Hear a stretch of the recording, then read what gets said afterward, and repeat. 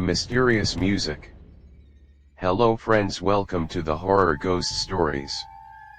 The story begins. On the outskirts of a small, forgotten town nestled within the embrace of misty hills, there stood an abandoned music hall. Decaying yet hauntingly beautiful, its once elegant facade now crumbled beneath the weight of neglect. The locals whispered tales about the place, about strange sounds echoing through its skeletal remains late at night, but no one dared venture too close. Marian was not like the others in the town. She was a music student, deeply fascinated by the legends surrounding the hall. Stories of its last owner, the enigmatic composer Ezra Grayson, were a peculiar mix of admiration and dread. Grayson, they said, was a genius, a virtuoso who had poured his very soul into his final symphony, a work that was never completed. The rumor was that his obsession with the music consumed him.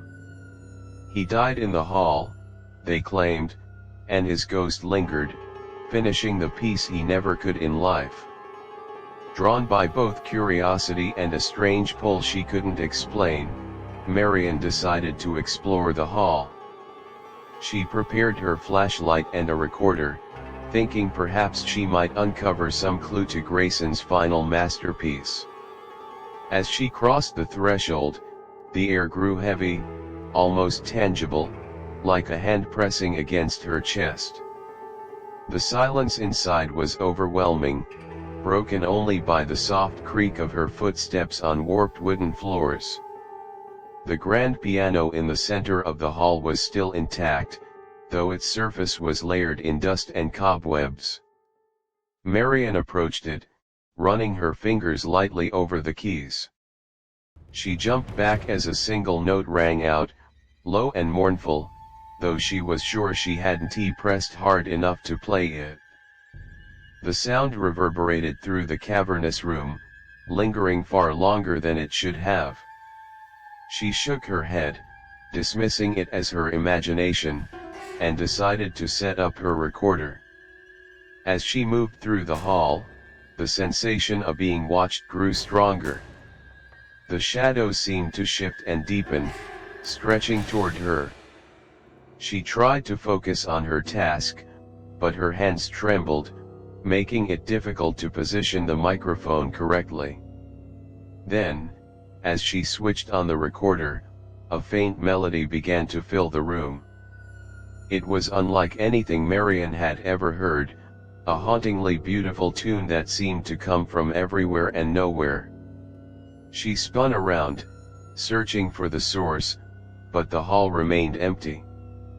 The piano, however, was playing itself. Her breath caught in her throat as she watched the keys move, as though guided by invisible hands. The melody grew more complex, layered with harmonies that should have been impossible for one instrument. And yet, it was undeniably real. She was rooted to the spot, equal parts terror and awe. As the music reached a crescendo, the temperature plummeted. Frost crept along the edges of the broken windows, and Marian's breath puffed out invisible clouds. The melody stopped abruptly, leaving a deafening silence in its wake. That was when she heard it, a low, guttural whisper, speaking in a language she didn't understand. It came from behind her. Marian turned slowly, every instinct screaming at her to run, but her legs refused to obey. Standing at the edge of the stage was a figure shrouded in shadows. Its form was indistinct, flickering as though it was not fully there. But its eyes, or what she thought were eyes, glowed with an unnatural light, piercing through the darkness. "Who are you?" Marian managed to whisper, her voice trembling. The figure did not answer. Instead, it lifted a hand and pointed toward the piano. Against her will, Marian felt herself moving toward it. Her fingers hovered over the keys, compelled by an unseen force. She pressed down, and the first note she played resonated like a thunderclap, shaking the entire hall.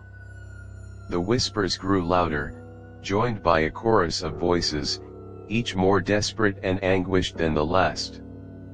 The shadows seemed to come alive, writhing and twisting, their shapes forming grotesque figures that reached out toward her.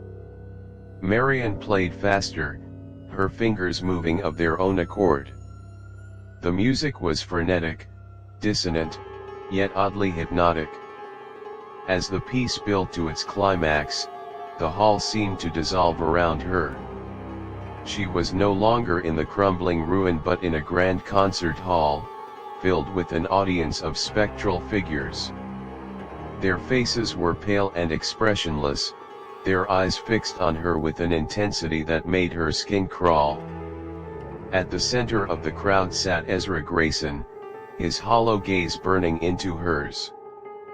"Finish it," he commanded, his voice echoing in her mind. Marian tried to resist, but the compulsion was too strong.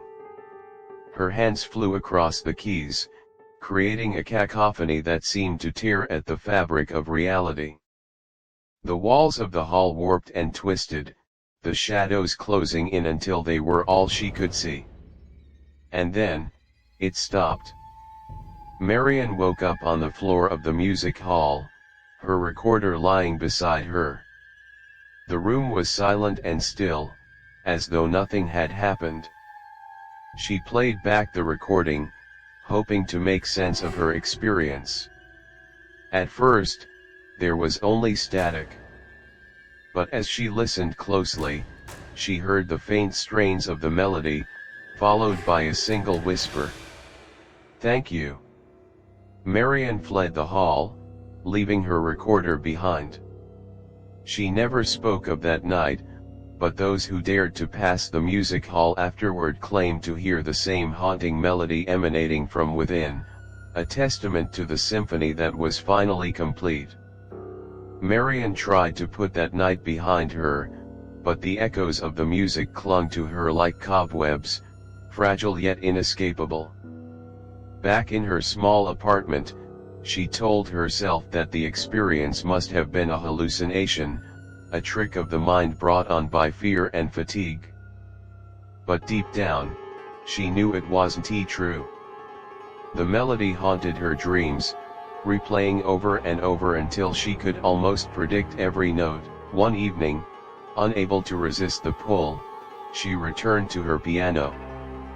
Her hands trembled as she sat before the instrument, the keys glistening like teeth in the dim light.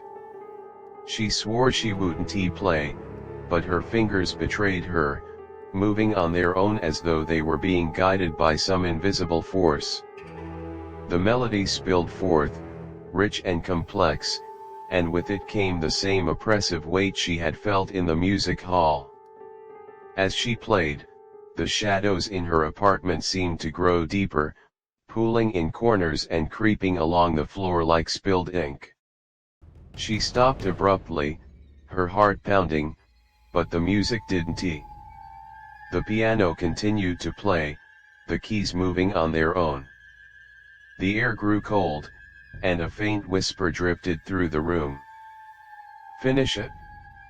Marian recoiled, her breath catching in her throat. She stumbled away from the piano, knocking over a chair in her haste.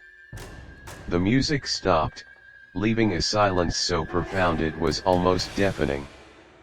For a long moment, she stood frozen, her eyes locked on the instrument. Then, slowly, she approached it again.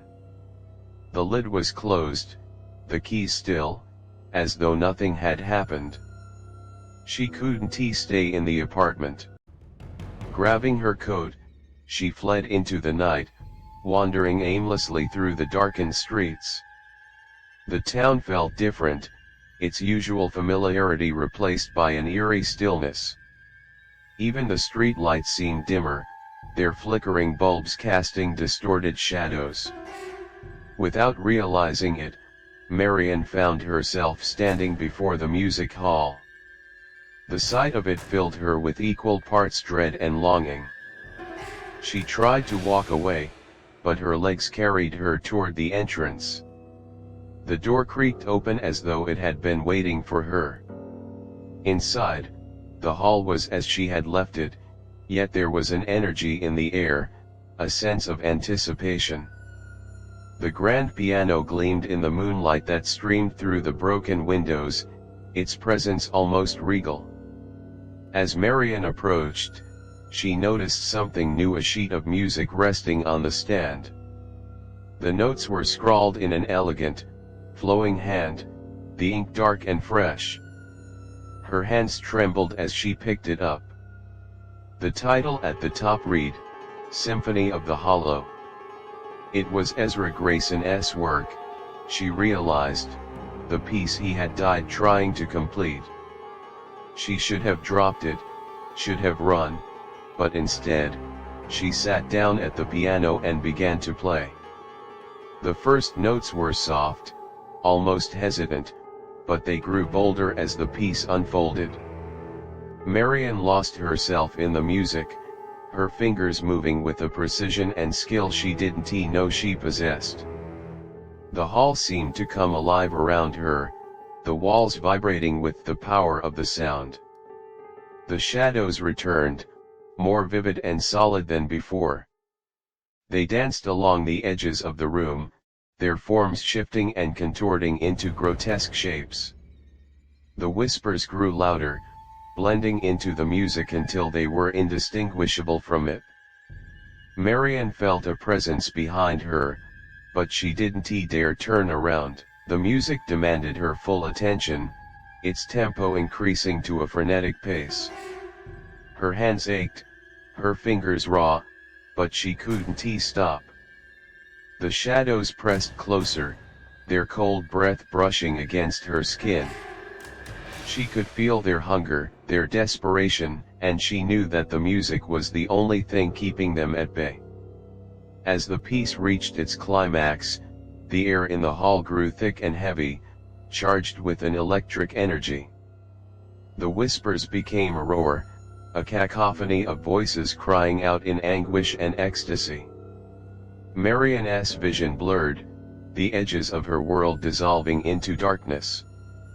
And then, with one final, resounding chord, it was over. The silence that followed was suffocating. Marian slumped forward, her forehead resting against the cool surface of the piano. Her body felt drained, as though the music had siphoned away her very essence. Slowly, she lifted her head and looked around. The shadows were gone, and the hall was bathed in an otherworldly light. Standing before her was Ezra Grayson, his form translucent but unmistakably human. His eyes met hers, and for a moment, she saw something like gratitude in their depths. "You have freed us," he said, his voice soft and melodic. "But the price must be paid." Before Marian could respond, he reached out and touched her forehead. A searing pain shot through her, and the world went dark. When she woke, she was alone in the hall. The piano was gone, and the sheet of music had disintegrated into ash. Marian staggered to her feet, her body aching, and stumbled out into the night. The town was as she remembered it, but something had changed. People looked at her differently, their eyes wary and fearful. When she spoke, her voice carried an unnatural resonance, as though it wasn't entirely her own. And when she sat at a piano, her fingers moved with a skill that wasn't hers. Marian knew she had been marked, bound to the music hall and its cursed symphony. The whispers followed her wherever she went, a constant reminder of the price she had paid. And though she tried to resist, she found herself drawn back to the hall again and again, compelled to play the music that haunted her soul. Each time, the shadows grew darker, the whispers louder, and the pull stronger. She was no longer Marian, but something else entirely, a vessel for the music, a conduit for its terrible power. And as the final notes of the Symphony of the Hollow echoed through the empty halls, she realized she was not the composer's savior, but his replacement. Marian's existence became a torment she couldn't escape. The music was no longer just a haunting memory, it lived within her, resonating in her mind like an unending, dissonant chord. Days blurred into nights, and she began to notice how the world around her seemed to shift. The faces of people in the town grew pale and indistinct, their voices distant and muffled, as though they were fading from her reality or she from theirs. Her apartment became a prison. The shadows within it writhed in ways that defied explanation, their forms flickering like the edges of an old film reel. Marian avoided mirrors. Every time she dared glance at her reflection, it seemed wrong, her eyes too bright, her face too gaunt, her movements lagging slightly behind her intentions. But the worst part was the music. It wasn't just in her head anymore. At night, it seeped from the walls, soft at first, like a lullaby, then louder, discordant, as though demanding her attention. No matter how she tried to block it out, covering her ears, turning on every device she could to drown it, it always found her, resonating in her bones and burrowing into her soul. One night, unable to take it any longer, she left her apartment and wandered the streets. The town felt abandoned, though she could see lights flickering in windows. No one answered when she called out, and the sound of her voice was swallowed by an unnatural stillness. Her footsteps echoed, too loud, as if the town itself was amplifying her presence. Marian didn't realize where she was heading until she stood once more before the music hall. The building loomed like a living thing, its broken windows glinting like teeth in the moonlight. The door swung open at her approach, inviting her in. Inside, the hall was transformed. The decay was gone, replaced by the grandeur of its former glory. The walls gleamed with gold trim, the chandeliers sparkled with hundreds of crystals, and the floor was polished to a mirror-like shine. The grand piano stood at the center of it all, pristine and gleaming as if it had just been tuned. And sitting at the piano was a figure, a woman, her back straight, her hands poised over the keys. Marian froze, her breath catching in her throat. The woman turned, and Marian gasped. It was herself. The other Marian smiled, but it was not a kind smile. It was sharp, almost predatory. "You've finally come," she said, her voice a perfect echo of Marian's own, though laced with an unsettling resonance. "You took your time." What is this?" Marian stammered, stepping back. "Who are you?" "I'm what you've become," the other Marian said, rising from the bench. "The music has chosen us. We're the vessel, the keeper of the Symphony of the Hollow. And now, it's time for you to embrace your role." Marian shook her head, her heart pounding. "No, I don't want this. I never wanted this." The other Marian laughed, a hollow, chilling sound. "It's not about what you want. The music doesn't care about desire. It only cares about being heard." The grand piano began to play on its own, the melody rising, rich and haunting. The shadows in the hall gathered, coalescing into shapes that surrounded Marian. They whispered to her, their voices blending into the music, creating a harmony that was both beautiful and terrible. Marian felt her body move against her will, her feet carrying her to the piano. She sat down, her hands hovering over the keys. The other Marion stood behind her, placing cold hands on her shoulders. "Play," the doppelganger commanded. Marion tried to resist, but the pull was too strong. Her fingers pressed down, and the music surged forth, filling the hall with its terrible beauty. As she played, the shadows closed in, their forms flickering and shifting, their faces, if they could be called faces, etched with anguish and longing. The room began to warp, the walls stretching and twisting, the air growing thick with an oppressive weight.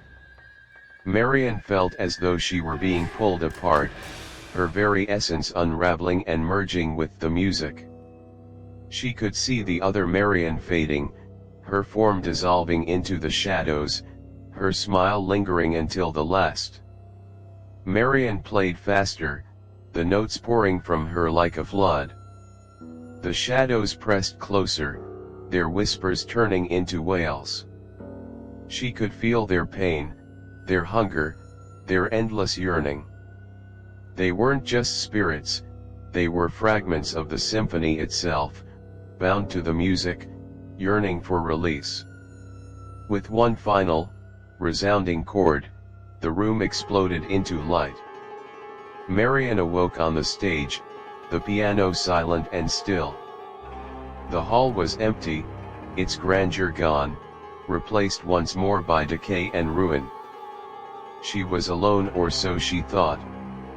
As she stood, she noticed the faint outline of figures in the shadows, watching her with hollow eyes. She was no longer afraid. The music was gone from her mind, and the whispers had ceased. But as she walked out of the hall, she realized the truth: she was no longer Marion. She was something else now, a part of the symphony, bound to it as surely as the shadows that lingered in the hall. And as the door closed behind her, the first notes of the symphony of the hollow began to play again, faint and distant, echoing through the empty town. The end.